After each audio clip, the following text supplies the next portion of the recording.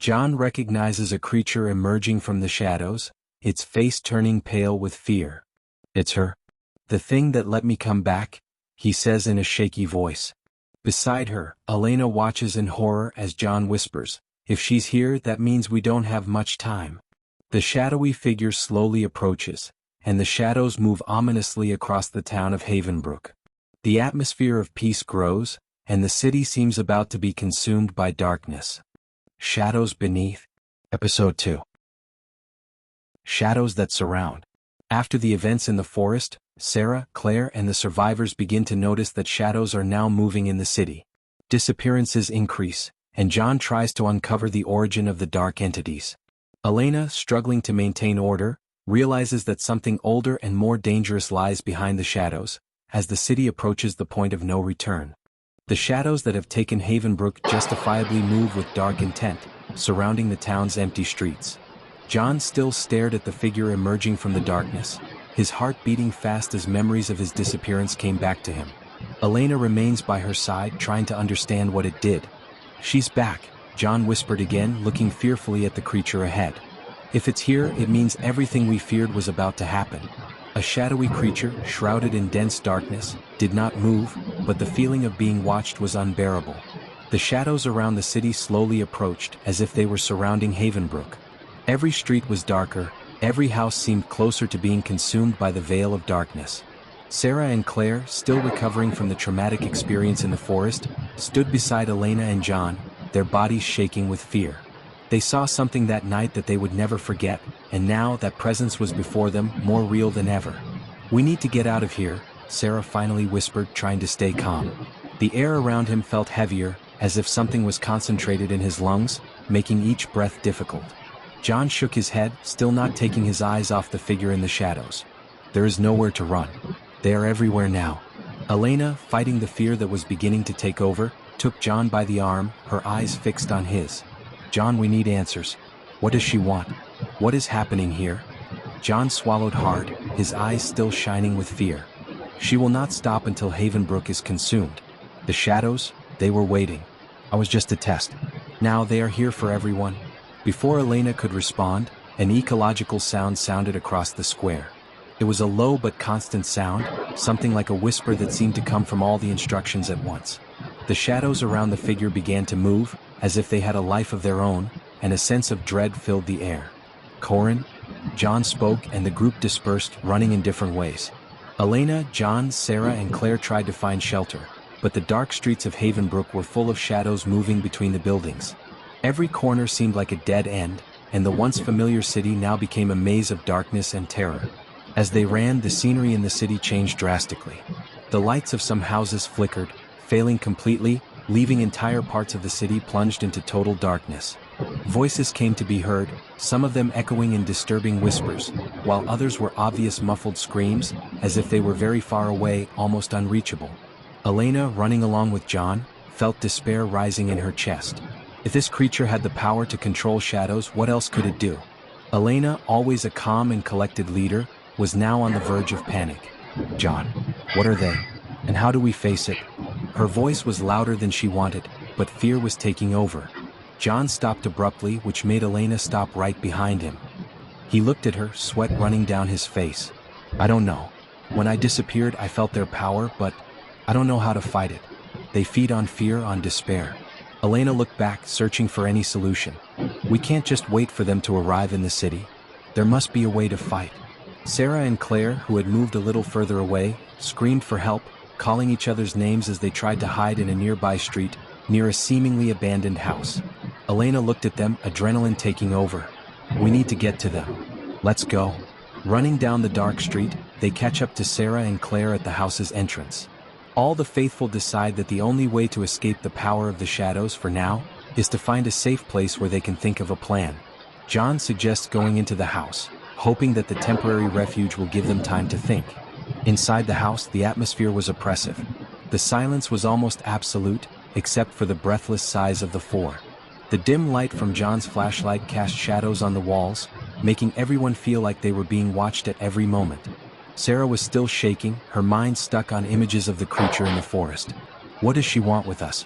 Why didn't they take us there? Why now? John closed his eyes for a second, his voice low and full of uncertainty. She's playing with us. I think it's a test of sorts. To see how far we can go before we give in. Elena couldn't believe what she was hearing. That doesn't make sense. What about the other people who disappeared? Were they also being tested? John agreed. But something changed. Now the whole city is at stake. Before he could continue a conversation, a frightening sound echoed through the house. The sound of wood is scratching as if someone, or something, is trying to break in. Everyone looked at each other, their hearts racing. Claire, with tears in her eyes, whispered, "They found us." John quickly turned off the flashlight, plunging the group into partial darkness. The scarring sound continued, getting louder and louder. Shadows were all around the house. The only thing between them and the darkness was the rickety wooden structure of the walls.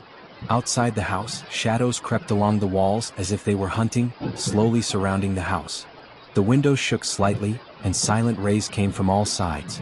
Elena looked at John, her mind working at warp speed. "We need to get out of here. They're going to get in." "No. If we leave, we'll be caught immediately," John replied. "The shadows are everywhere. The only chance is to stay still and try to wait."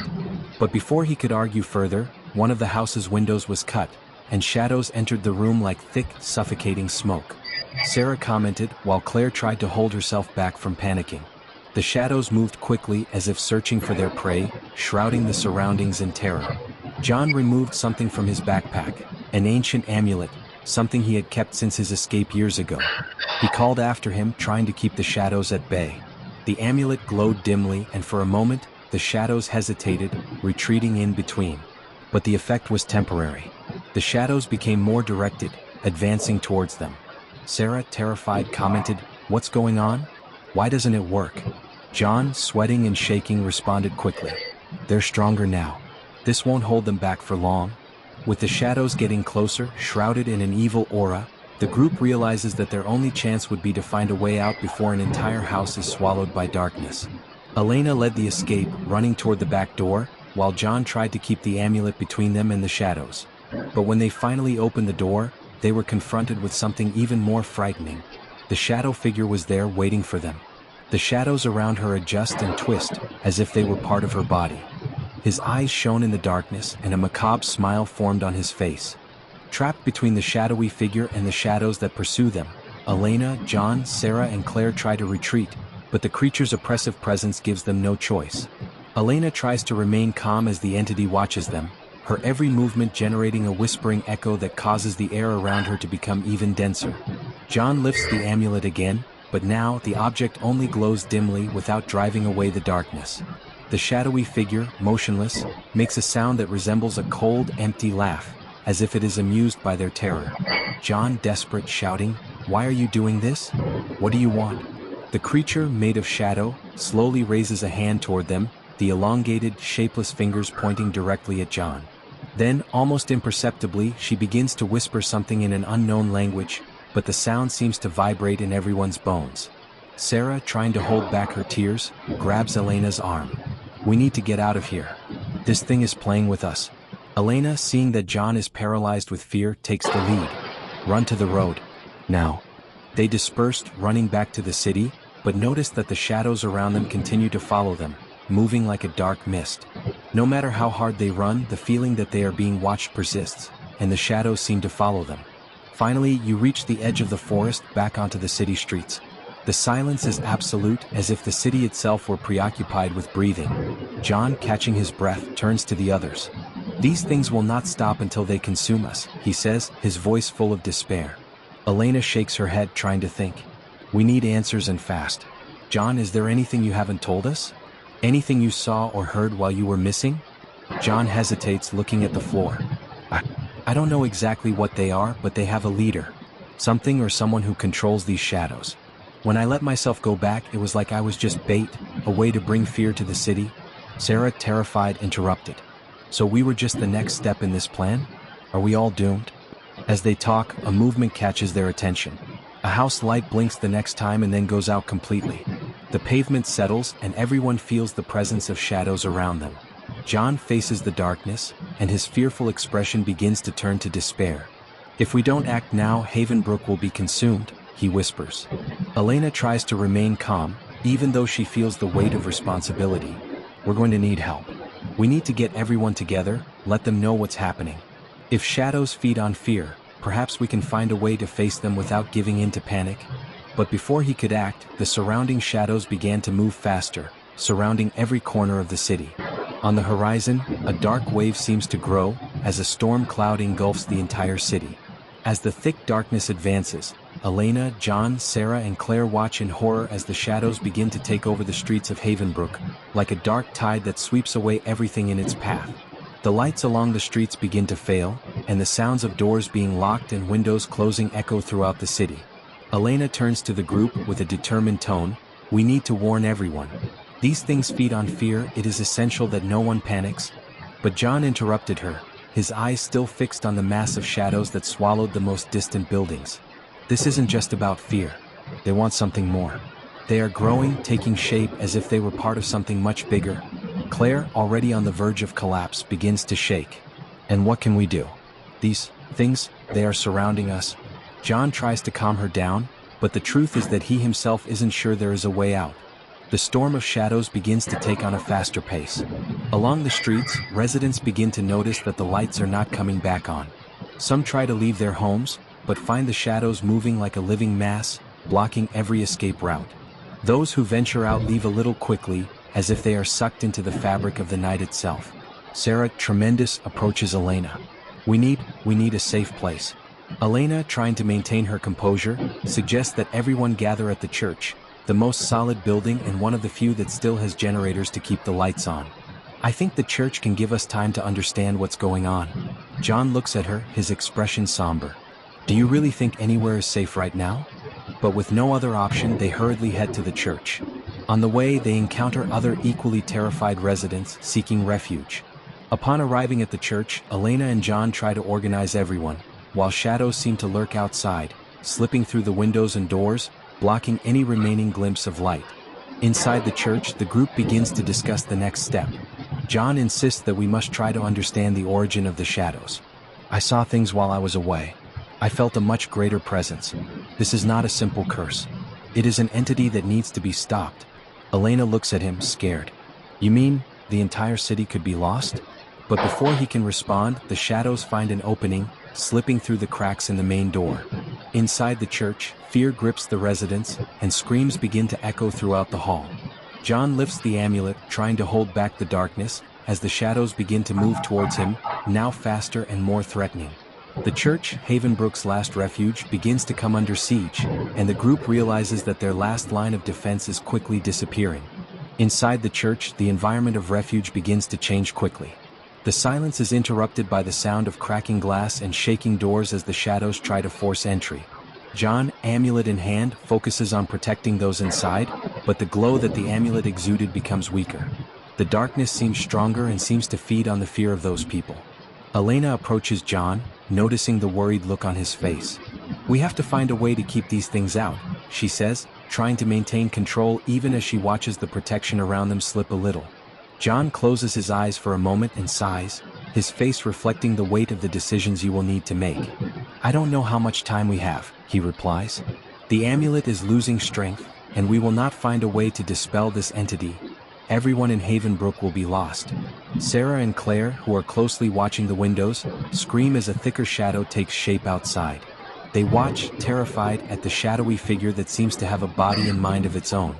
A dark, distorted face reveals itself, eyes glowing a deep, menacing shade of red. Elena looks at the group of survivors around her.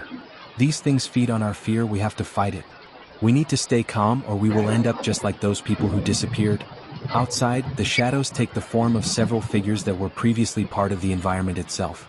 They circle the church, slowly approaching as if they were waiting for the last barriers of light to fall. The figure with red eyes leads the advance of the shadows and positions himself at the main door, his spectral hands trying to penetrate the cracks in the wood.